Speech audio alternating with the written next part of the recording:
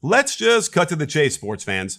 After getting shellacked in Game 4 by 25 points, the Mavericks got desperate and decided to start a player who didn't even play in half their games. Don't get me wrong, I love Boban, and I'll give Carlisle props for the creativity of going to what has to be the tallest front court ever.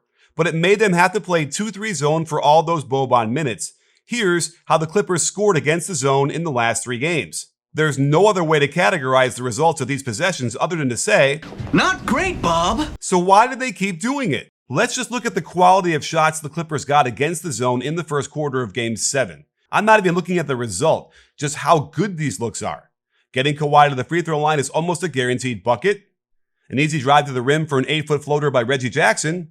A wide open Paul George 3 on a nice double phalanx inside ball screen to erase Tim Hardaway Jr. An easy 3-pointer where Marcus Morris got to do a yoga stretch before releasing this up and in as his sunrise salutation. The simplest of reversals to Kawhi Leonard catches Finney Smith having to be faster than the ball is passed through the air, and another wide open 3. Kawhi splits the guards out top, a big no-no for his zone, forcing Porzingis to have to be faster than the ball is passed through the air as well. And Paul George can lick his thumb and check the wind, he's so wide open from the corner. On this Leonard probe to the right block, they get a double team. The reversal forces Porzingis up to the wing, making Marjanovic the forward that has to close out to the corner. You'd think that when a player like Nick Batum is dunking on your zone, it's time to get out of it for good, especially since this is a Game 7 and every possession matters. Okay, so in the third quarter, remarkably, the zone finally started holding up. They only gave up 7 points in 11 possessions, and it led to their biggest lead of the game at 5 points.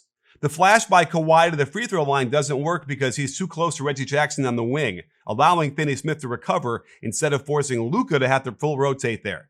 This invites the ISO right into the teeth of the defense, and credit to Boban for getting a hand up to contest in the corner. But the warning signs were still there. The flash to the middle to Marcus Morris is a lot different than when it's Kawhi, but Paul George collapses the right half of the zone with this aggressive drive. Boban has to step out of the lane inside of 3 seconds.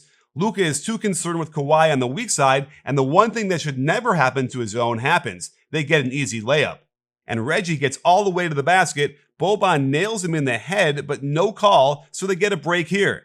But a simple game of catch finds Finney Smith unable to keep up with the speed of the ball being passed back and forth for yet another wide open 3-pointer. Rather than get Boban out of there, they decide to go man-to-man, and I'm shaking my head as Boban is forced to pick up Kawhi in the corner, and Carlisle should be trying to sub him out mid-possession as Kawhi does this to cue the Rocky music and signal this game is already over. And it gets worse because now they're confused. Are they in man or zone? Either way, they leave Terrence Mann wide open to the block for the catch. 3 guys run to him, leading to an open Morris 3-pointer to give the Clips a 5-point lead they never looked back from, especially considering they asked Trey Burke to come in, having not played any meaningful minutes in this series till this point. With the clock winding down, Luka continued to give the ball up way too easily in the pick and roll, forcing Burke to have to create something off the dribble, and an off-foot floating lefty shot proved too difficult. And for Carlisle to go to a lineup that had literally never played together before all season puts them in a bad position. Luka again just gives the ball up after a simple hedge by Kennard, and is it a surprise that we see a miscue as Boban isn't ready for the lob?